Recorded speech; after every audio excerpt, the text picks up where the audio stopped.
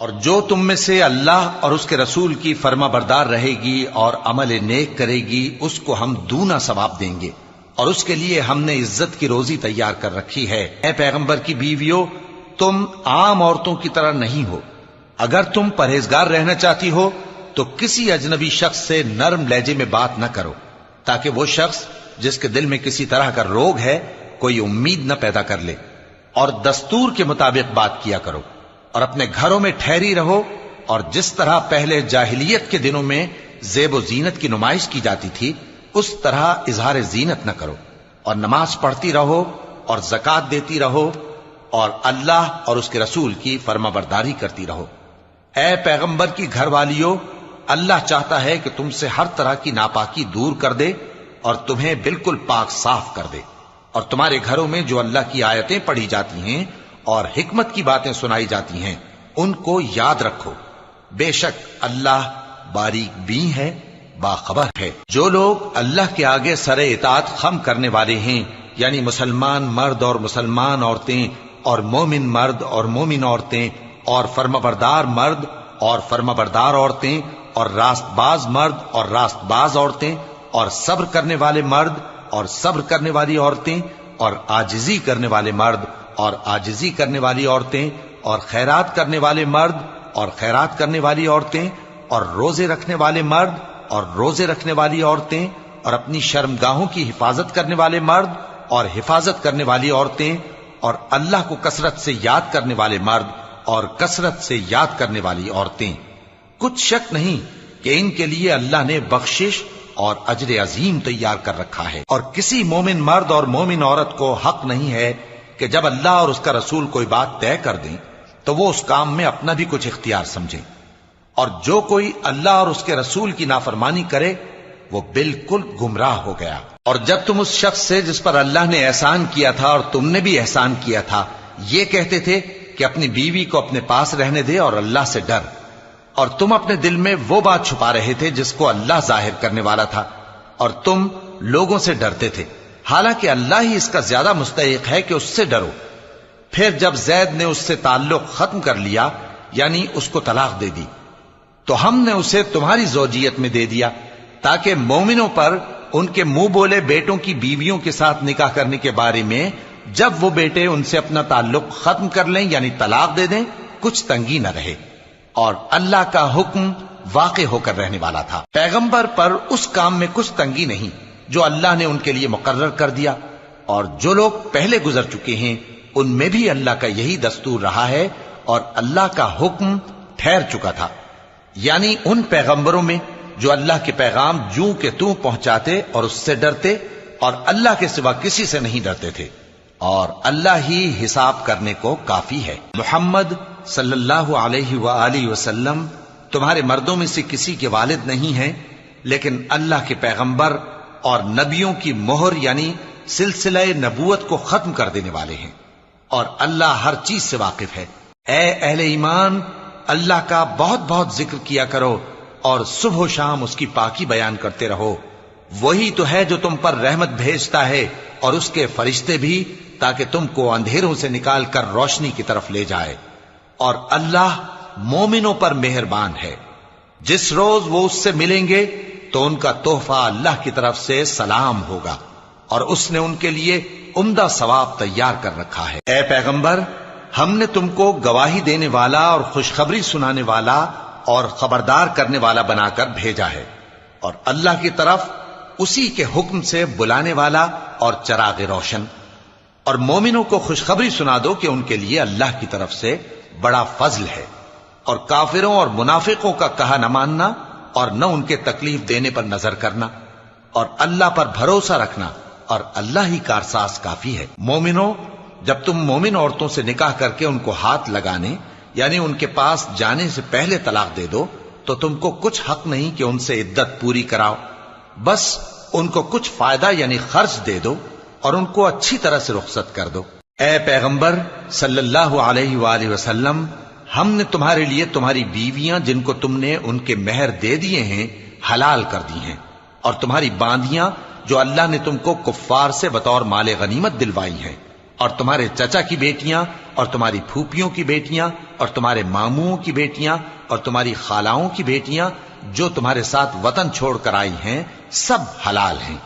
اور کوئی مومن عورت اگر اپنے آپ کو پیغمبر صلی اللہ علیہ وآلہ وسلم کے حوالے کر دے، یعنی مہر کے بغیر نکاح میں آنا چاہے، بشرطے کہ پیغمبر صلی اللہ علیہ وآلہ وسلم بھی اس سے نکاح کرنا چاہیں، وہ بھی حلال ہے۔ لیکن یہ اجازت اے نبی صلی اللہ علیہ وآلہ وسلم خاص تم ہی کو ہے، سب مسلمانوں کو نہیں۔ ہم نے ان کی بیویوں اور باندیوں کے بارے میں جو مہر واجب الادا مقرر کر دیا ہے ہم کو معلوم ہے، یہ اس لیے کیا گیا ہے کہ تم پر کسی طرح کی تنگی نہ رہے، اور اللہ بخشنے والا ہے، مہربان ہے۔ اے پیغمبر صلی اللہ علیہ وآلہ وسلم، تم کو یہ بھی اختیار ہے کہ جس بیوی کو چاہو پیچھے رکھو اور جسے چاہو اپنے پاس رکھو، اور جس کو تم نے پیچھے کر دیا ہو اگر اس کو پھر اپنے پاس طلب کر لو تو تم پر کچھ گناہ نہیں۔ یہ اجازت اس لیے ہے کہ ان کی آنکھیں ٹھنڈی رہیں اور وہ رنجیدہ نہ ہوں، اور جو کچھ تم ان کو دو اسے لے کر سب خوش رہیں، اور جو کچھ تمہارے دلوں میں ہے اللہ اسے جانتا ہے، اور اللہ جاننے والا ہے، بردبار ہے۔ اے پیغمبر صلی اللہ علیہ وآلہ وسلم، ان کے سوا اور عورتیں تم کو جائز نہیں، اور نہ یہ کہ ان بیویوں کو چھوڑ کر اور بیویاں کر لو، خواہ ان کا حسن تم کو کیسا ہی اچھا لگے، مگر وہ جو تمہارے ہاتھ کا مال ہے یعنی باندیوں کے بارے میں تم کو اختیار ہے، اور اللہ ہر چیز پر نگاہ رکھتا ہے۔ مومنو، پیغمبر صلی اللہ علیہ وآلہ وسلم کے گھروں میں نہ جایا کرو مگر اس صورت میں کہ تم کو اجازت دی جائے، یعنی کھانے کے لیے بلایا جائے جبکہ اس کے پکنے کا انتظار بھی نہ کرنا پڑے۔ لیکن جب تمہاری دعوت کی جائے تو جاؤ، اور جب کھانا کھا چکو تو چل دو، اور باتوں میں جی لگا کر نہ بیٹھ رہو۔ یہ بات پیغمبر صلی اللہ علیہ وآلہ وسلم کو ایذا دیتی تھی، اور وہ تم سے حیا کرتے تھے اور کہتے نہیں تھے، لیکن اللہ سچی بات کے کہنے سے نہیں شرماتا، اور جب پیغمبر صلی اللہ علیہ وآلہ وسلم کی بیویوں سے کوئی سامان مانگو تو پردے کے باہر سے مانگو، یہ تمہارے اور ان کے دلوں کے لیے بہت پاکیزگی کی بات ہے۔ اور تم کو یہ شایع نہیں کہ رسول اللہ صلی اللہ علیہ وآلہ وسلم کو تکلیف دو، اور نہ یہ کہ ان کی بیویوں سے کبھی ان کے بعد نکاح کرو، بے شک یہ اللہ کے نزدیک بڑا گناہ کا کام ہے۔ اگر تم کسی چیز کو ظاہر کرو یا اس کو مخفی رکھو تو یاد رکھو کہ اللہ ہر چیز سے باخبر ہے۔ خواتین پر اپنے باپ دادا سے پردہ نہ کرنے میں کچھ گناہ نہیں،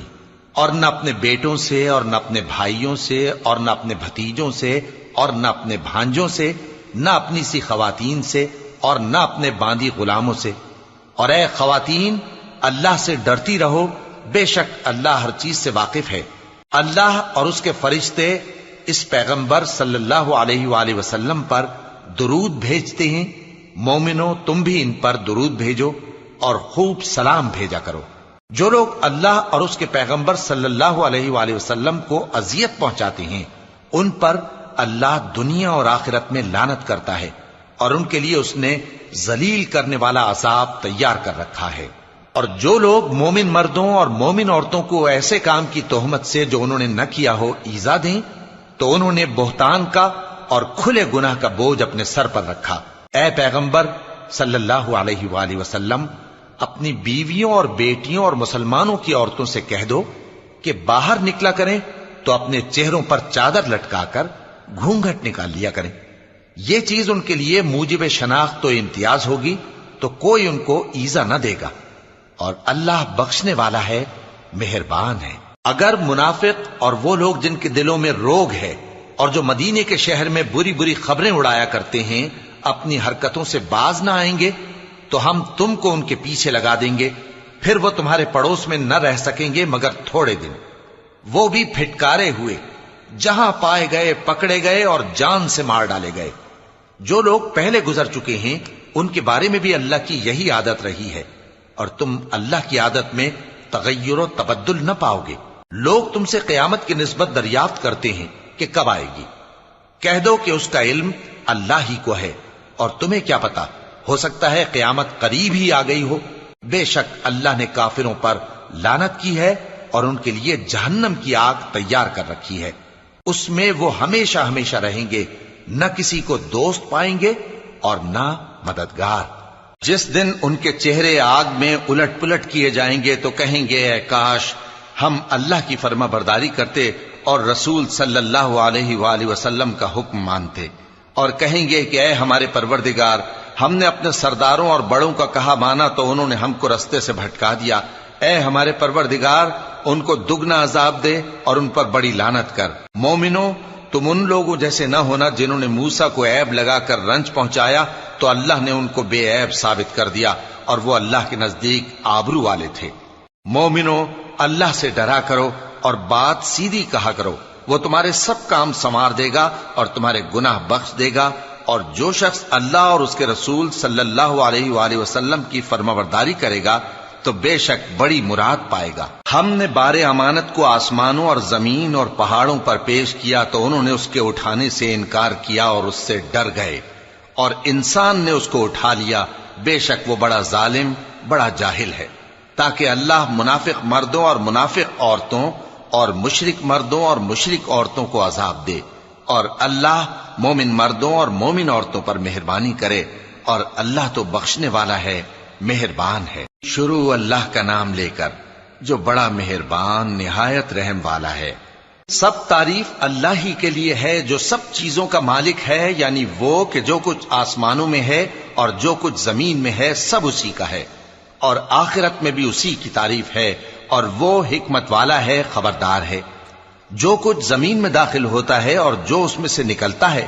اور جو آسمان سے اترتا ہے اور جو اس پر چڑھتا ہے، سب اس کو معلوم ہے، اور وہ مہربان ہے، بخشنے والا ہے۔ اور کافر کہتے ہیں کہ قیامت کی گھڑی ہم پر نہیں آئے گی۔ کہہ دو کیوں نہیں آئے گی؟ میرے پروردگار کی قسم وہ تم پر ضرور آ کر رہے گی۔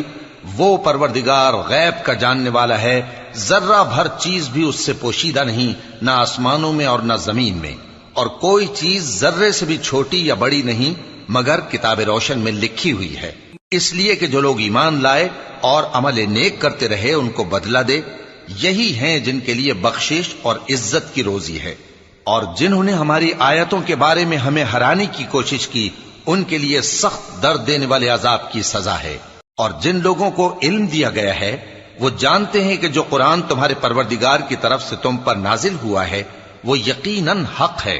اور اس اللہ کا رستہ بتاتا ہے جو غالب ہے، قابل تعریف ہے۔ اور کافر کہتے ہیں کہ بھلا ہم تمہیں ایسا آدمی بتائیں جو تمہیں خبر دیتا ہے کہ جب تم مر کر بالکل ریزہ ریزہ ہو جاؤ گے تو تم نئے سرے سے پیدا ہوگے؟ یا تو اس نے اللہ پر جھوٹ باندھ لیا ہے یا اسے جنون ہے۔ بات یہ ہے کہ جو لوگ آخرت پر ایمان نہیں رکھتے وہ آفت اور پرلے درجے کی گمراہی میں پڑے ہیں۔ کیا انہوں نے اس کو نہیں دیکھا جو ان کے آگے اور پیچھے ہے، یعنی آسمان اور زمین؟ اگر ہم چاہیں تو ان کو زمین میں دھسا دیں یا ان پر آسمان کے ٹکڑے گرا دیں، اس میں ہر بندے کے لیے جو رجوع کرنے والا ہے ایک نشانی ہے۔ اور ہم نے داؤد کو اپنی طرف سے برتری بخشی تھی اور کہا تھا اے پہاڑوں ان کے ساتھ تسبیح کرو، اور پرندوں کو ان کا مسخر کر دیا، اور ان کے لیے ہم نے لوہے کو نرم کر دیا کہ کشادہ زرہیں بناؤ اور کڑیوں کو اندازے سے جوڑو، اور نیک عمل کرو، جو عمل تم کرتے ہو میں ان کو دیکھنے والا ہوں۔ اور ہوا کو ہم نے سلیمان کے تابع کر دیا تھا، اس کی صبح کی منزل 1 مہینے کی راہ ہوتی اور شام کی منزل بھی مہینے بھر کی ہوتی۔ اور ان کے لیے ہم نے تانبے کا چشمہ بہا دیا تھا، اور جنوں میں سے ایسے تھے جو ان کے پروردگار کے حکم سے ان کے آگے کام کرتے تھے، اور جو کوئی ان میں سے ہمارے حکم کے خلاف کرے گا اس کو ہم جہنم کی آگ کا مزہ چکھائیں گے۔ وہ جو چاہتے یہ ان کے لیے بناتے، یعنی قلعے اور تصویریں اور بڑے بڑے لگن جیسے تالاب اور دیگیں جو ایک ہی جگہ رکھی رہیں۔ اے آل داؤد، شکر کرتے رہو، اور میرے بندوں میں شکر گزار تھوڑے ہیں۔ پھر جب ہم نے ان کے لیے موت کا حکم صادر کیا تو کسی چیز سے ان کا مرنا معلوم نہ ہوا مگر گھن کے کیڑے سے جو ان کے عصا کو کھاتا رہا۔ پھر جب وہ گر پڑے تب جنوں کو معلوم ہوا اور کہنے لگے کہ اگر وہ غیب جانتے ہوتے تو ذلت کی تکلیف میں نہ رہتے۔ اہل سبا کے لیے ان کے وطن میں ایک نشانی تھی، یعنی 2 باغ، ایک داہنی طرف اور ایک بائیں طرف۔ کہا گیا کہ اپنے پروردگار کا رزق کھاؤ اور اس کا شکر کرو، یہاں تمہارے رہنے کو یہ پاکیزہ علاقہ ہے اور وہاں بڑا بخشنے والا مالک۔ تو انہوں نے شکر گزاری سے منہ پھیر لیا، پس ہم نے ان پر بند توڑ سیلاب چھوڑ دیا۔ اور انہیں ان کے باغوں کے بدلے 2 ایسے باغ دیے جن کے میوے بدمزہ تھے اور جن میں کچھ تو جھاؤ کے پیڑ تھے اور تھوڑی سی بیریاں۔ یہ ہم نے ان کو ناشکری کی سزا دی، اور ہم سزا ناشکرے ہی کو دیا کرتے ہیں۔ اور ہم نے ان کے اور ملک شام کی ان بستیوں کے درمیان جن میں ہم نے برکت دی تھی ایک دوسرے کے متصل دیہات بنائے تھے جو سامنے نظر آتے تھے، اور ان میں آمد و رفت کا اندازہ مقرر کر دیا تھا کہ رات دن بے خوف و خطر چلتے رہو۔ تو انہوں نے دعا کی کہ اے پروردگار ہماری مسافتوں میں دوری پیدا کر دے، اور اس سے انہوں نے اپنے حق میں ظلم کیا، تو ہم نے انہیں نابود کر کے داستان بنا دیا اور انہیں بالکل منتشر کر دیا۔ اس میں ہر صابر و شاکر کے لیے نشانیاں ہیں۔ اور شیطان نے ان کے بارے میں اپنا خیال سچ کر دکھایا کہ مومنوں کی ایک جماعت کے سوا وہ اس کے پیچھے چل پڑے، اور اس کا ان پر کچھ زور نہ تھا، مگر ہمارا مقصود یہ تھا کہ جو لوگ آخرت میں شک رکھتے ہیں ان سے ان لوگوں کو جو اس پر ایمان رکھتے ہیں ممتاز کر دیں، اور تمہارا پروردگار ہر چیز پر نگہبان ہے۔ کہہ دو کہ جن کو تم اللہ کے سوا معبود خیال کرتے ہو ان کو بلاؤ، وہ آسمانوں اور زمین میں ذرہ بھر چیز کے بھی مالک نہیں ہیں، اور نہ ان میں ان کی شرکت ہے، اور نہ ان میں سے کوئی اللہ کا مددگار ہے،